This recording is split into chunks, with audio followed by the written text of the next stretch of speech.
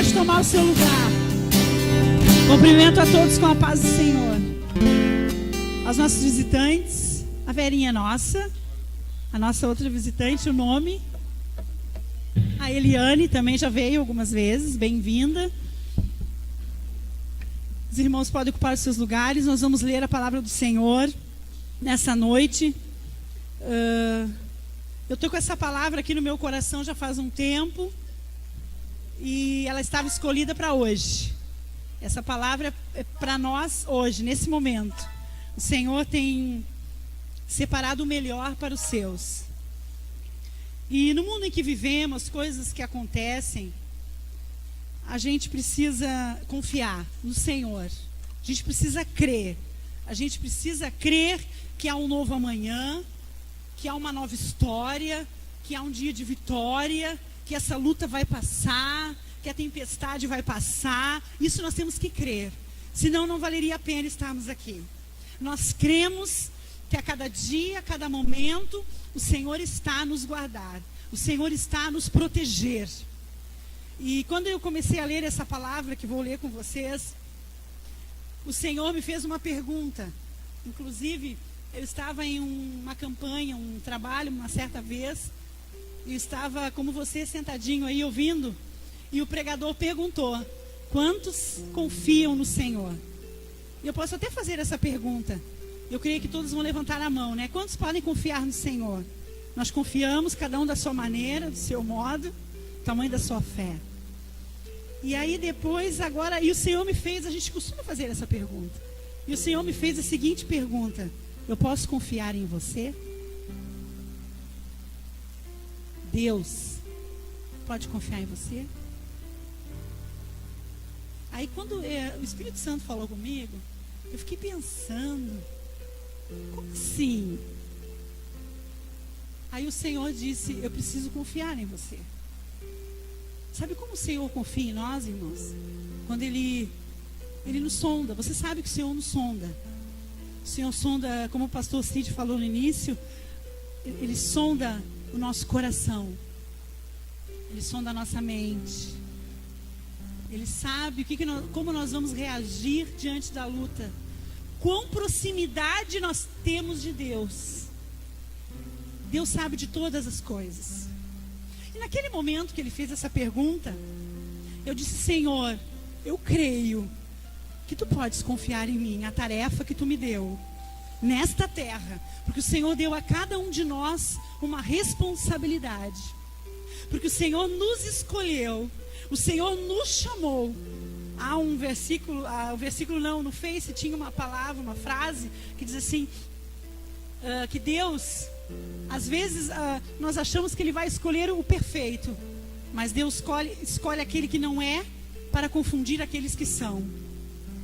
Deus não trabalha, como o pastor disse essa manhã, Ele não trabalha com a regra do espiritual e do material. São duas regras, não é a mesma. O nosso Deus é o Deus, como nós aprendemos nessa manhã, que vence uma batalha com 300 homens, que vai diante do exército com mais de 190 mil homens. O nosso Deus, você precisa entender isso para prosseguir na tua caminhada de fé, para conhecer mais o Evangelho. Você precisa entender que o nosso Deus, Ele age no espiritual, no sobrenatural, e nós temos que simplesmente crer. Parece uma coisa tão simples, né? Mas nós temos que crer. Nós temos que entregar a nossa vida a Ele.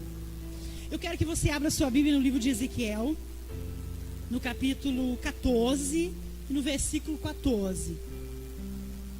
E eu estava meditando sobre essa palavra.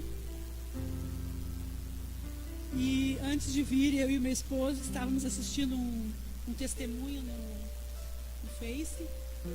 Porque, irmãos, nós não temos a dimensão de quando nós conhecemos grandes pregadores e cantores, homens usados por Deus. A gente acha que poderia ser fácil estar ali. Parece uma coisa automática, é um pilim-pim-pim, é uma coisa que é rápida, é instantânea, é miojo, mas não. Todos nós passamos por um processo de aperfeiçoamento, de proximidade com Deus. Eu tive a minha escola, Então eu tive o meu momento com Deus, o meu esposo teve o dele, e automaticamente nós dois juntos passamos pela mesma escola para realizar um trabalho que ele entregou nas nossas mãos. E nessa escola, por incrível que pareça, às vezes em algumas provinhas nós somos reprovados. E nós precisamos fazer de novo aquela prova. Na escola funciona dessa forma. E Deus, Ele age de uma forma tão especial nas nossas vidas, porque Ele tem uma obra a nós realizar. Nós precisamos realizar aquilo que Ele colocou nas nossas mãos. E Ele precisa nos preparar. E essa parte do preparar é nos aproximar de Deus. Eu quero dizer para vocês, sabe como é que eu me sinto? Diante da minha luta, eu me sinto perto de Deus. Eu me sinto tão perto de Deus, que eu sinto o seu respirar, eu sinto o seu cheiro, eu sinto a sua mão. Às vezes no dobrar dos joelhos. Porque o deserto, ele tem duas finalidades. Quem conhece o deserto? Eu nunca fui para um deserto, mas você já viu filmes, em histórias, que o deserto é um lugar onde tem muita areia, onde dificilmente se acha água, onde dificilmente se tem uma sombra. Deserto de Saara, você coloca no Google ali, você vai ver onde que é, como funciona. E vem tempestades não de água do mar, mas de areia. É um lugar que o calor é mais forte. E muitos dos homens de Deus foram e passaram por um deserto. E o deserto você precisa fazer o quê? Se agarrar com Deus. Porque se você largar Ele, você vai morrer no deserto. E nós precisamos ter vida. E encontrar a vida, e essa vida nós encontramos em Cristo. Então, se você estiver passando por algum momento difícil, glorifica o nome do Senhor. Que loucura! Eu preciso glorificar o Senhor diante da minha luta. Eu preciso exaltar o Senhor, sabe por quê? Agora você vai entender. Ezequiel, capítulo 14, versículo 14. Aleluia. Me lembro do testemunho da Verinha, sexta-feira. Acho que ela não tem mais lágrimas, mas ela tem. Eu sei que tu chora de alegria aqui dentro da casa do Senhor. E ela falou para as irmãs que estavam sexta aqui, uma coisa que ficou gravada no meu coração. Ela disse assim: irmãs, aproveitem o que tem aqui, porque é muito bom. Às vezes nós queremos evangelizar em tantos lugares, né? Queremos sair do Brasil. Mas a Verinha não conhecia o Evangelho. Não, né, Verinha? Ela não conhecia Jesus. Mas alguém chegou do lado dela, a irmã Sônia, essa missionária, e falou disso que transformou certamente a vida dela, dos seus filhos, seu genro, seu filho. E a Verinha veio no culto de mulheres, foi o primeiro, se não me falha a memória, foi o primeiro culto. Às vezes eu fico pensando, logo no início lá do culto de mulheres, que era uma, duas, três, já tivemos em duas. E às vezes eu pensava, toda sexta-feira aqui abria essa porta. E sabe, eu faço menos culto, eu faço um só, eu não faço nada. E quando eu parei de pensar isso, quando eu me veio, a Vera entrou por aquela porta. E ela entrou para ficar. Então eu acho que vale a pena, irmãos, nós abrirmos as portas deste evangelho, porque as pessoas estão sedentas e precisam. E o Senhor vai dar muita vitória, como já tem dado, vai dar muito mais. Mas o Senhor precisa confiar em nós. Não só nós confiar em Ele, Ele precisa confiar em nós. Diz assim a palavra do Senhor: ainda que no meio dela estivesse 3 homens, Noé, Daniel e Jó, eles, pela sua justiça, livrariam apenas as suas almas, diz o Senhor dos exércitos. Diz o Senhor Deus. E lá no 15 diz assim: se eu passar pela terra, as feras bestas, as feras selvagens, e a desfilharem de modo que fiquem desolada, e ninguém possa passar por ela, por causa das feras. O 16.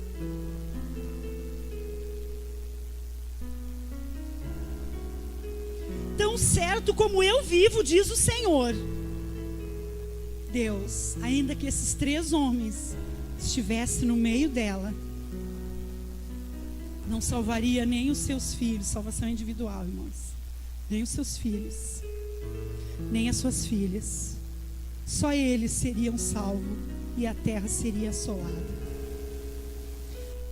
Se você ler lá no início do capítulo 14, vou dar uma breve explicação para vocês. Você vai ver que o povo de Israel, eles estavam adorando ídolos dentro do seu coração. Se você ler lá no 14, até onde eu li aqui, e o povo estava se corrompendo. Quando falamos em coração, é algo muito forte. E aqui o Senhor diz mais: eles estavam adorando ídolos no seu coração e na sua mente. Eles não tinham o ídolo, a estátua, porque eles sabiam que não podia. Mas eles esqueceram que serviam a um Deus que vê tudo, que olha tudo. Para dar uma breve introdução, se você... Ezequiel era o homem das visões, ele teve muitas visões. E uma das visões, o Senhor levou ele a uma caverna, aonde estavam homens que foram escolhidos por Deus, mulheres de Deus, escondidos, e eles pintavam os seus ídolos nas paredes, e eles adoravam, pensando que Deus não ia ver.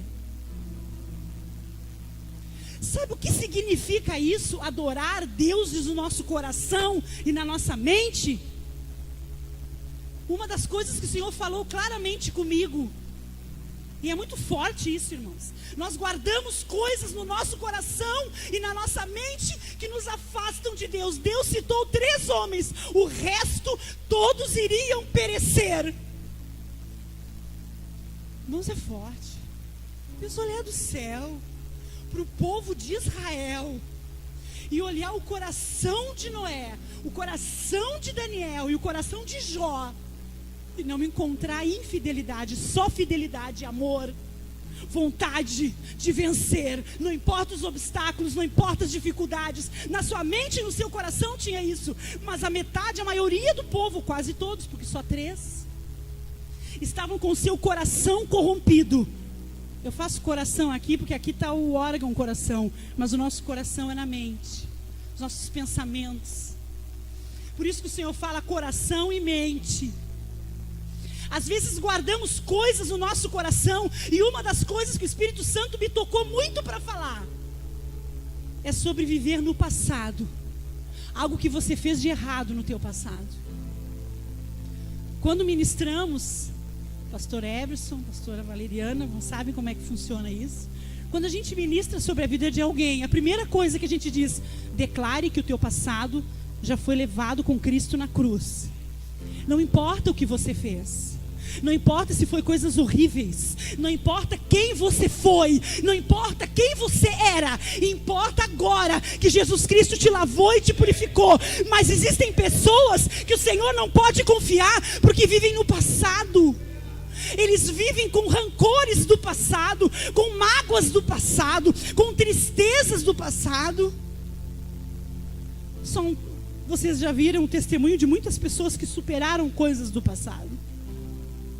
Tem um testemunho que está muito claro, de uma grande pregadora da palavra do Senhor, que ela foi abusada sexualmente pelo seu pai,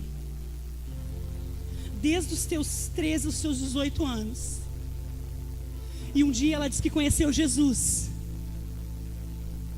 E quando ela conheceu Jesus, ela foi liberta de tudo aquilo.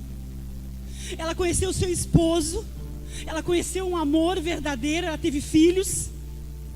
Mas quando seu pai e a sua mãe estavam na velhice, Deus chamou ela e disse: tu vai buscar os teus pais para morar perto de você, tu vai cuidar deles. Ela olhou para Deus e disse: não, isso aí não é coisa de Deus, eu acho que é o meu pensamento, né? Isso é forte, irmãos. Não guarde coisa no teu coração do passado. Não importa o que você fez, não importa o que fizeram para ti, hoje vai cair por terra e você vai ser reconhecido no céu. A tua vida espiritual vai deslanchar. Como nós aprendemos nessa manhã, Gideão só foi à batalha depois que quebrou os ídolos da casa do seu pai. Depois que ele se reconciliou com a sua família, ele venceu. Você não vai vencer enquanto tiver coisas do passado dentro do teu coração. Você vai remar e vai morrer na praia. E ela disse que pensou: meu Deus. E o Senhor falou com ela de novo: você vai buscar os teus pais para cuidar deles na velhice. E ela disse: Senhor, você sabe o que o meu pai fez comigo. Eu vejo ele lá de vez em quando e prefiro não ver a sua face pelo que ele fez comigo. Eu sinto nojo. E o Senhor falou com ela: então tu não perdoou. Tu não deixou as coisas para trás. Então minha morte foi em vão. Tu precisa perdoar.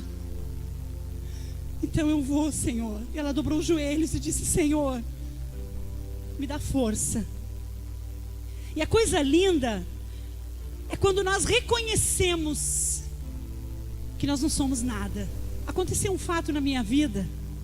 Eu tinha uns 16 anos, eu já ministrava a palavra do Senhor. E eu tive uma desavença com uma pessoa do grupo de jovens.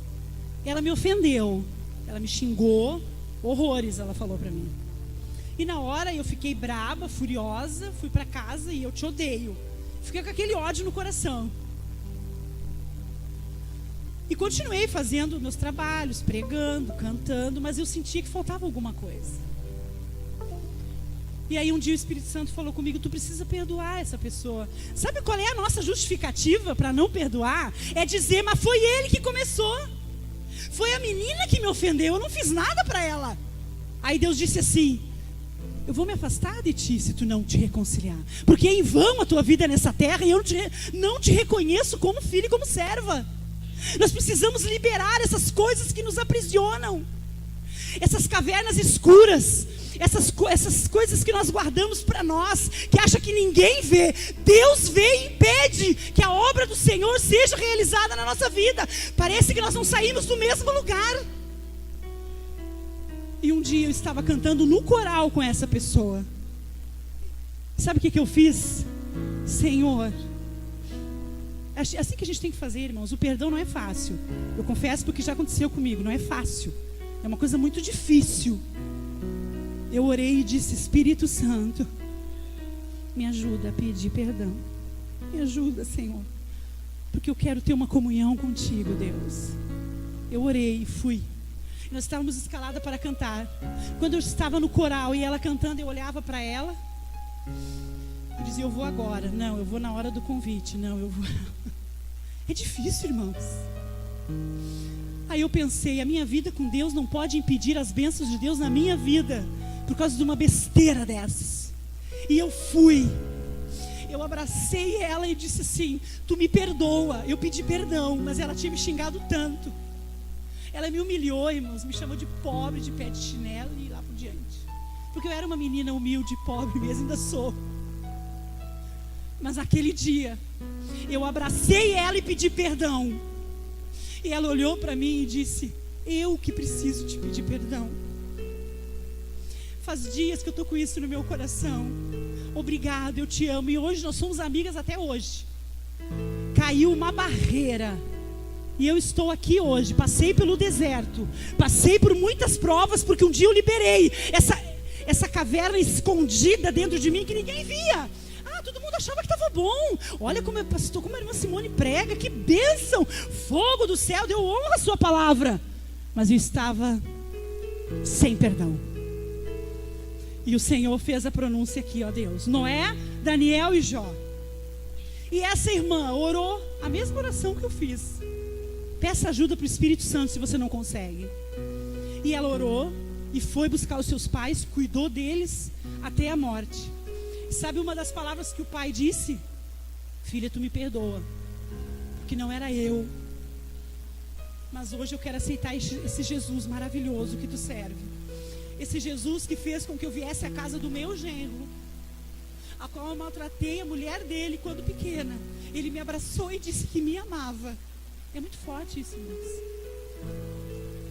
Quando a gente canta aquele hino: Senhor, quebra o meu orgulho. Não é fácil. quebrar o orgulho. Porque nós somos dotados, né? Somos pessoas que achamos que a razão é nossa, mas a razão é do Senhor. Quando o Senhor pronunciou Noé, Daniel e Jó, por que o Senhor pronunciou esses 3 homens? Por que Noé? Eles têm alguma coisa que nós temos que seguir. E nessa noite eu vou falar rapidamente e você vai entender o que você deve seguir nessa vida desses 3 homens. Noé. E esses homens, esses 3, só para você ter uma ideia, eles viveram em épocas diferentes. Mas haviam pessoas diferentes, mas havia guerra espiritual promovida pela mesma área satânica. O povo estava se corrompendo nos tempos de Noé. E olha que coisa mais linda. O Senhor achou graça. O Senhor achou graça aos olhos do Senhor a vida de Noé. O Senhor olhou do céu, olhou para a terra. Eles estavam se corrompendo. Pessoas maus, pessoas só faziam coisa errada, faziam coisas horrendas. Os dias de Noé eram difíceis, como está nos nossos dias, mas o Senhor, Deus, olhou do céu e achou graça à vida de Noé. O Senhor achou tão graça, tão coisa boa na vida dele, que ele andava com ele. O Senhor andava com Noé. Será que o Senhor pode achar graça na nossa vida? Todos os dias, eu e o pastor conversamos e nos questionamos. Senhor, que nós possamos estar na tua direção. Quando a gente se entrega a Cristo, a gente não vive mais. Ele vive por nós, como diz Paulo, não vivo eu, mas Cristo vive em mim. Você não tem mais vontade própria. Se tiver, está na carne, tem que se converter. Opa, vou voltar aqui. O Senhor achou graça aos olhos na vida de Noé, tanto que ele andava com ele. E fez uma grande missão de construir a arca e separar os animais em espécie. Vocês conhecem a história de Noé? Primeiro exemplo que nós temos que seguir: andar com Deus. Nós não podemos andar sozinhos, nós temos que andar com Deus. Nessa trajetória, nesta vida, nós temos que viver com Deus. Daniel, quantos conhecem a história de Daniel? Ah, meu Deus. Daniel, um homem de oração, um homem de fé. Daniel, jovem ainda, junto com seus amigos, Sadraque, Mesaque e Abdenego, vieram para a Babilônia cativo, saindo das suas famílias, das suas casas, seus parentes, e foram para a Babilônia para servir ao rei. E chegando lá, fizeram um propósito no coração de não se contaminar com as coisas do reino. E o Senhor olhou para Daniel, escolheu a Daniel, a Sadraque, a Mesaque e a Abdenego. Vocês conhecem a história. E quando foi assinado o decreto para não orar a outros deuses durante 30 dias, Daniel podia ter feito uma prévia. Vamos, eu acho que 30 dias eu vou dar um tempo para não causar confusão no reino. Sabe como é que é? Não. Daniel disse: eu vou continuar orando 3 vezes ao dia, de manhã, de tarde e de noite. E ele tinha inimigos. Você pensa que servir a Cristo todos vão ser seus amigos? Você está enganado. Bem-vindo à realidade. Você terá inimigos. Terá pessoas que vão querer o teu mal. Terá pessoas usadas por Satanás para te deixar triste, te deixar angustiado. Mas você sabe que maior é aquele que está conosco, que é o nosso Deus que nos fortalece. Nós servimos, nós não podemos esquecer disso, irmãos. As pessoas parecem que esquecem. Estão me perseguindo, estão me caluniando. Eu não estou nem aí pela perseguição. Eu não estou nem aí pelo que falam no Facebook. Eu não estou nem aí pelo que estão falando das igrejas. Eu vou confiar no Senhor. Eu vou continuar orando 3 vezes ao dia. Eu vou me consagrar. Eu vou perdoar. Eu vou amar. Porque o inimigo não quer que a igreja cresça, mas ela vai crescer. Porque é a igreja do Senhor Jesus. Irmãos, 17 anos mais ou menos, eles eram jovens. Sabe com que idade ele foi para a cova dos leões? Eu já falei isso uma vez. Aí a gente acha que luta. A gente pensa, parece que não vai lutar mais, né, irmã Sônia? Às vezes a gente pensa, eu penso às vezes. Acho que agora deu, né? Já lutei bastante. Não. Todo dia eu me acordo pela manhã, há uma luta a ser enfrentada. Nem que seja comigo mesmo. Com o meu eu, com as minhas vontades. Porque nós somos dotados de personalidades fortes. Nós somos pessoas que carregamos, a gente diz que não, mas nós carregamos no nosso organismo os genes do nosso pai e da nossa mãe.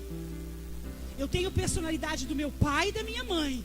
Eu tenho personalidade que eu vou adquirindo da minha infância e vou crescendo, eu vou fazendo, a minha mãe ia deixando eu me jogar, eu fazia acontecer, eu vou continuar, eu vou crescer um adulto cheio de mania porque ninguém me ensinou. Aí é uma personalidade que a mãe tem a responsabilidade de educar o filho. Agora, aquela que vem contigo, que te prejudica na obra do Senhor, em nome de Jesus, nessa noite vai cair por terra. Se é alguma coisa que está te impedindo de prosseguir, em nome de Jesus. O meu pai fez aniversário agora, semana passada, e ele estava contando que eram 6 homens, só tem 2.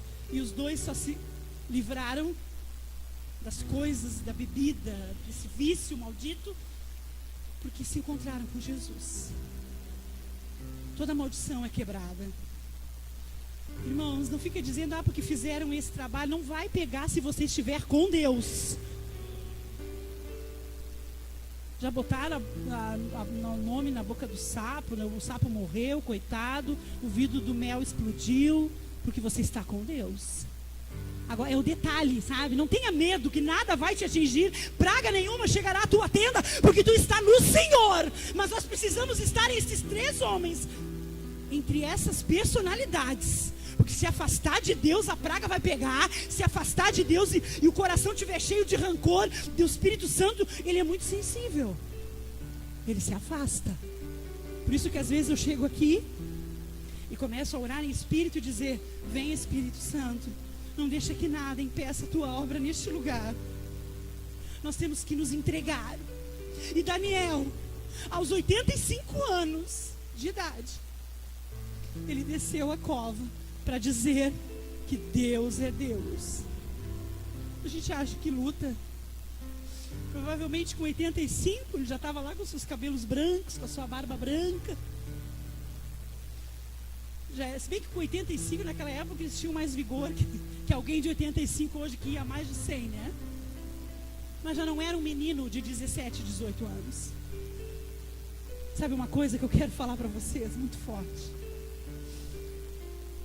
Às vezes, como fez o rei da Babilônia, trocou o nome daqueles meninos, trocou o nome de Daniel, tirou da família dele.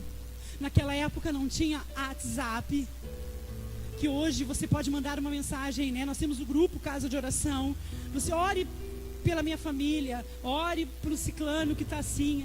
Agora é fácil, mas antigamente não tinha WhatsApp, não tinha e-mail. E o que levavam as mensagens, os mensageiros, eu acho que levava semanas para chegar, porque era cavalo, não tinha correio. Mas naquela época já tinha uma unidade com Deus, uma comunhão com Deus.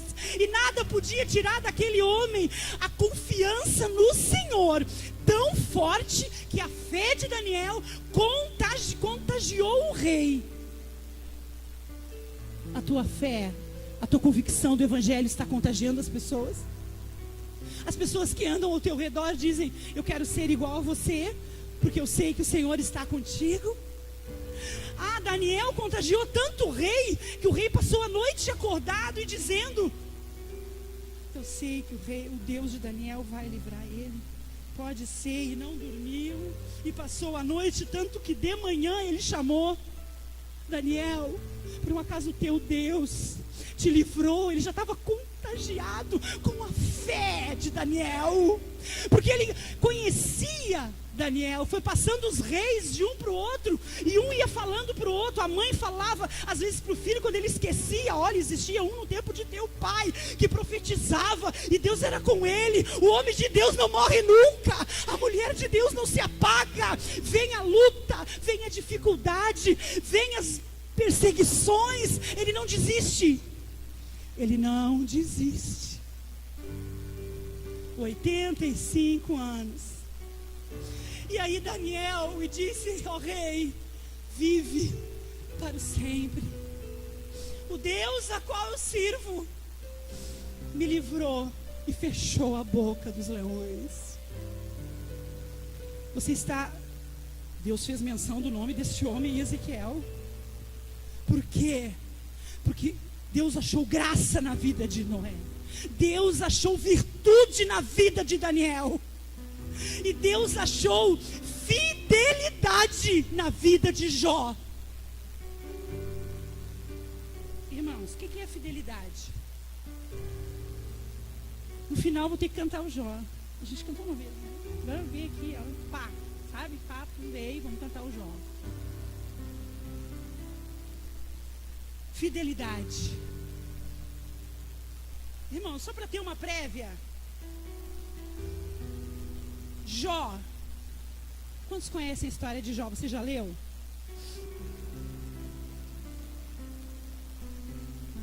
Jó era um homem muito rico da época. Jó, quem já leu a Bíblia conhece a história. Há uns que dizem que é um fato isolado na Bíblia, realmente não encontrei algum outro parecido. Mas eu não sei se é isolado, eu não sei se foi o único, mas teve alguém que provou fidelidade para com Deus. E se existiu um homem de carne e osso, igual a minha pessoa, eu quero provar a minha fidelidade para com Deus. Você consegue provar a tua fidelidade com Deus? Quando provamos a nossa fidelidade com Deus? Quando vai tudo bem e quando vai tudo mal. Quando as latinhas estão cheias e quando as latinhas estão vazias. Quando eu ando a pé ou quando eu ando de bicicleta ou quando eu ando de carro. Tudo vai bem.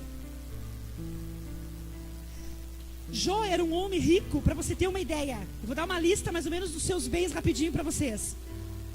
Ele tinha 7 filhos e 3 filhas, 7.000 ovelhas, 3.000 camelos, 500 juntas de boi, 500 jumentas e pessoas a seu serviço. E ele tinha uma vida alegre, era uma pessoa alegre e era fiel ao Senhor. Aí um dia, o Senhor estava observando a terra e Satanás também. Aí vem a questão. Eu vejo muitas pronúncias de irmãos quando a gente conversa. Ah, depois que eu peguei tal trabalho, as lutas se levantaram. Qual a novidade? Isso não é uma novidade.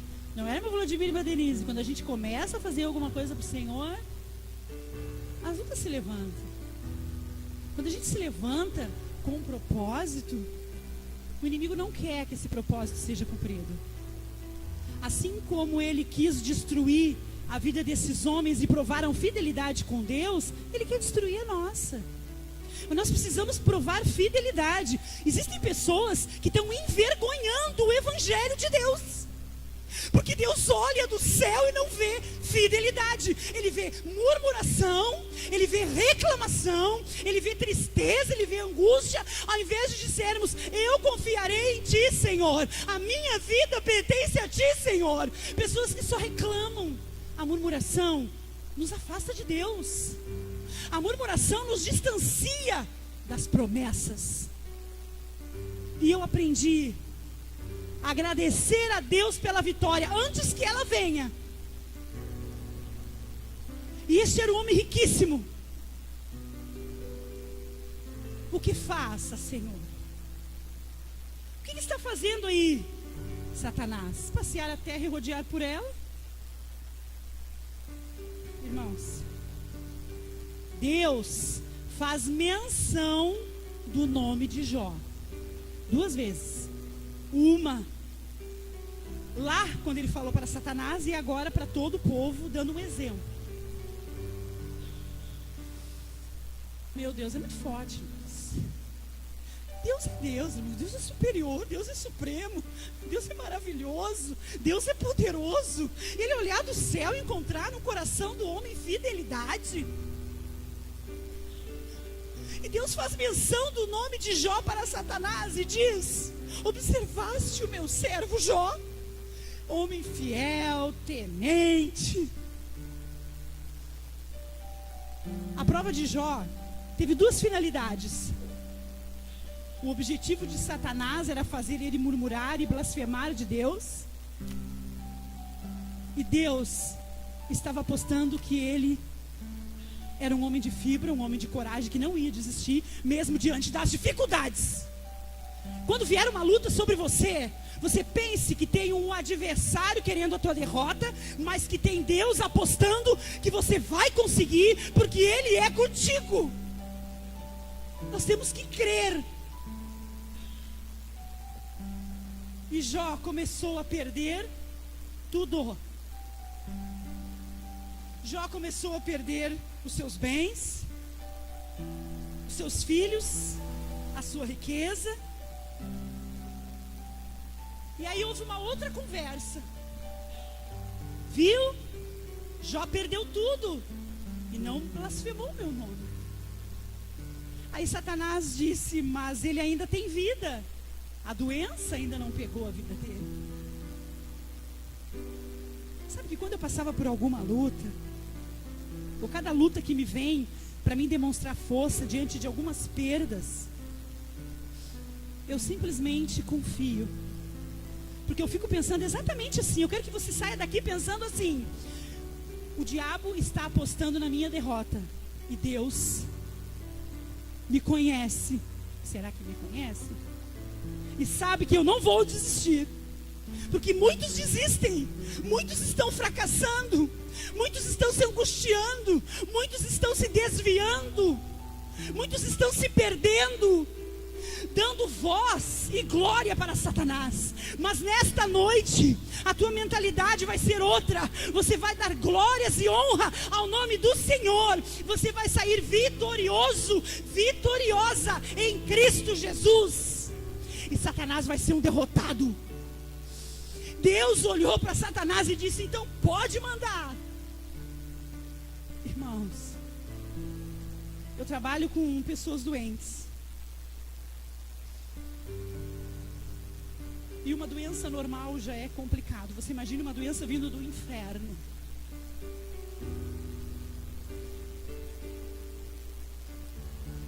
Ele pegou chagas.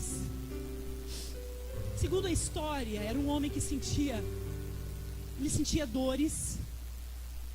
Os seus rins prejudicaram, a sua circulação prejudicou, porque ele sentia a sua carne estava sendo consumida pela doença. Sua mulher disse para ele: amaldiçoa esse teu Deus e morre. E ele disse: falas como uma louca, mulher. Os seus amigos, foi o irmão Tonho que colocou, né? Foi no grupo que ele colocou, interessante, que Jó orou pelos seus amigos. E verdadeiramente ele orou pelos seus amigos. Aqueles amigos que diziam muitas vezes, ficavam em volta dele olhando e pensando: o que esse homem fez? Esse homem tinha tudo. Será que ele pecou? Às vezes, quando nós passamos por algumas lutas, já fizeram isso com nós. Não estamos comparando a Jó, porque nem nos pés. Mas nós procuramos fidelidade com Deus. Uma vez uma pessoa chegou para mim e para o meu esposo e disse assim: se eu fosse vocês, eu já tinha me desviado, eu já tinha desistido, porque eu não ia aguentar. São os amigos. Porque as pessoas não sabem a tua luta que está com Deus. É você e Deus. Deus está te aperfeiçoando. Nós, como pastores, às vezes olhamos as coisas apertando para o lado de algumas pessoas, espremendo, e a gente só ora e diz: Senhor, que se tu está aperfeiçoando para uma obra, não vamos impedir. Prepara, Senhor. E os amigos de Jó pensavam que ele estava com algum problema. Depois que eu tive 2 abortos, 2 perdas, e meu esposo desempregado, nós numa situação não difícil, mas nós tínhamos o pão de cada dia. Mas não era o pão novo da padaria quentinho. Era o pão, como é que diz, dormido. Era o pão torrado. Uma das últimas provas que me lembro, que foi a mais forte, foi quando eu saí para trabalhar. Ele ficou com o Mateus.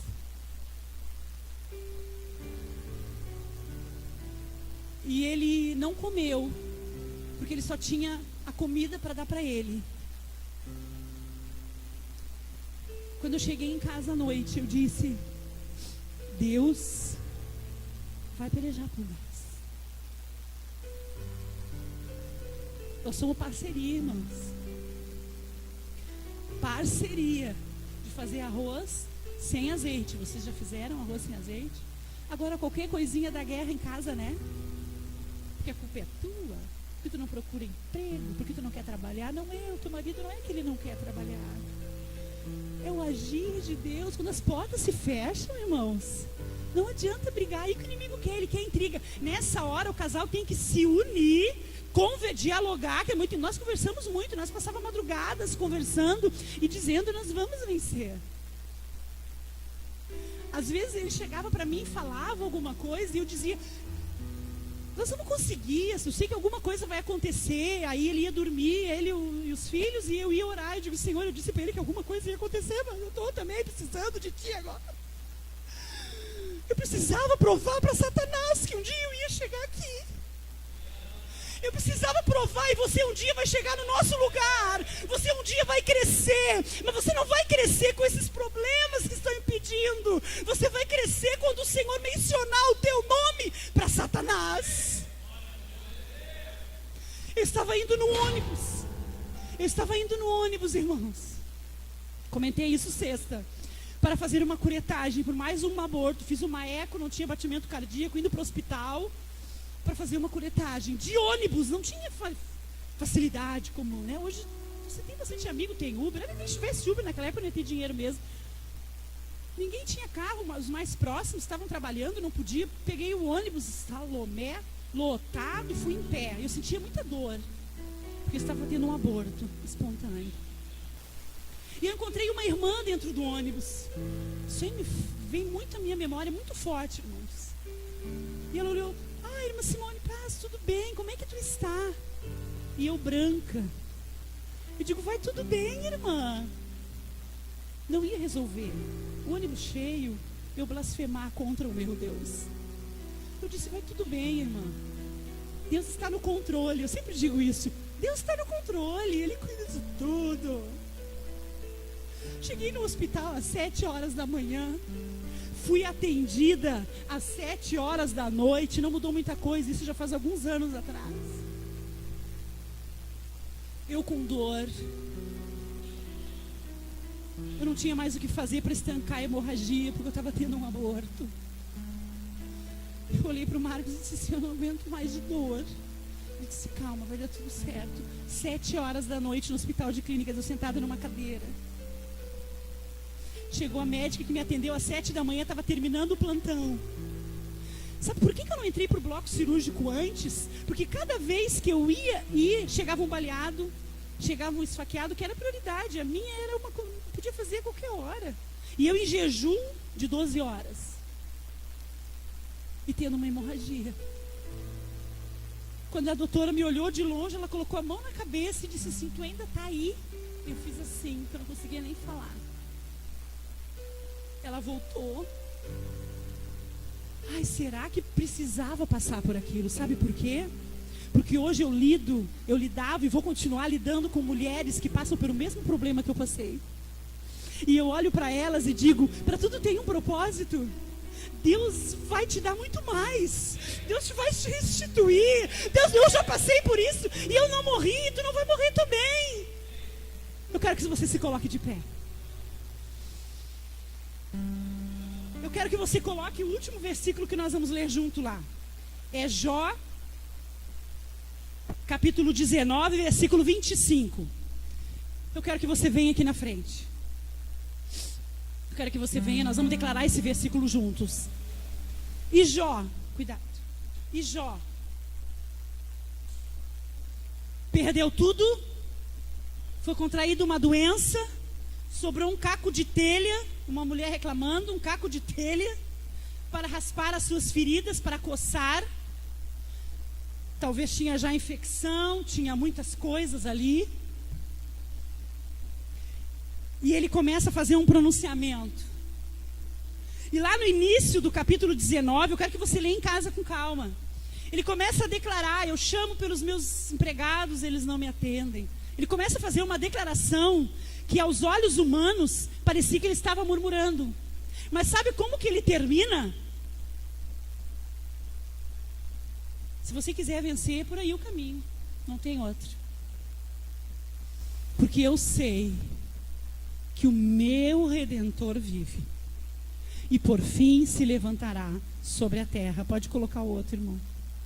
E depois de ser consumida a minha pele, contudo, ainda eu, em minha carne, verei a Deus. Aleluia. Porque eu sei que o meu Redentor vive e por fim se levantará. Ainda que a minha carne seja consumida, nos meus ossos eu verei a Deus.